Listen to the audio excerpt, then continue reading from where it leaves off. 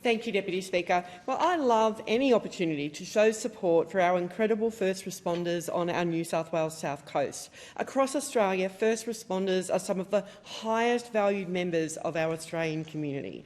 And it is true that first responders are the crown jewel in all regional areas.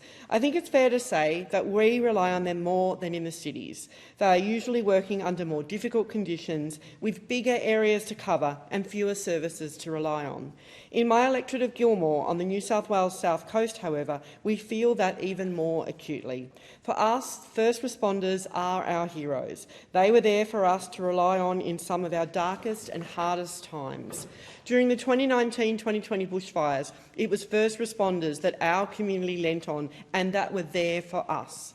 Our rural fire service, a largely volunteer service, of course supported by retained firefighters and New South Wales Fire and Rescue, literally put their lives on the line for us. As bushfires raged all across the South Coast, with hundreds of homes lost and thousands more under threat, in conditions like we had never seen before, these absolutely incredible people did not hesitate to put their own lives on the line to save ours. It's important to remember, Deputy Speaker, that the bushfires of that terrible black summer didn't rage for days or weeks, they raged for months. The Currowan bushfire, which started in November 2019, burned for 74 days, finally being extinguished in February 2020. That bushfire alone destroyed nearly 500,000 hectares of land. It was our firefighters that helped to save thousands of homes and countless lives over those harrowing 74 days. Devastatingly, many homes were destroyed and lives were tragically lost. I was on the ground every single one of those 74 days, whether it was at fire control — I had 2 in my electorate — at the staging grounds spread across our coast, in the local RFS stations, in the evacuation centres, or just out in the streets with those facing the impact. I was there. And there was barely a day that went by that I didn't see a first responder lending a helping hand, doing what they could, where they could, in really difficult circumstances. It's important not to forget that this was not just the RFS. There were first responders of every order: New South Wales Police, paramedics, SES, Marine Rescue, St John's Ambulance, Defence, Surf Life Saving, the list goes on. On the ground also, of course, were council workers, electricity providers, tree loppers, wildlife rescuers. Deputy Speaker, I know I can't name everyone who was there. It was a whole of community effort, and we are grateful for it. In the wake of those devastating bushfires, I spoke with so many of our first responders. They told absolutely heartbreaking stories. Our community experienced a shared grief, a shared trauma that is not easily explained.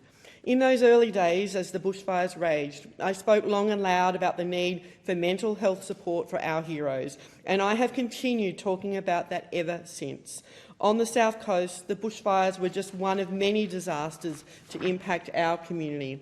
We've had severe storms, we've had countless disaster-declared floods, which we are still cleaning up from, and of course we have had a worldwide health pandemic.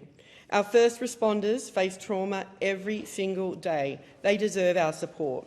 The Minister for Emergency Management, Murray Watt, also understands this.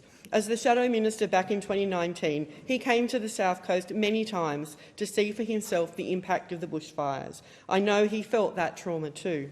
Now, as the Minister, he and the Albanese government as a whole are steadfastly committed to supporting our first responders.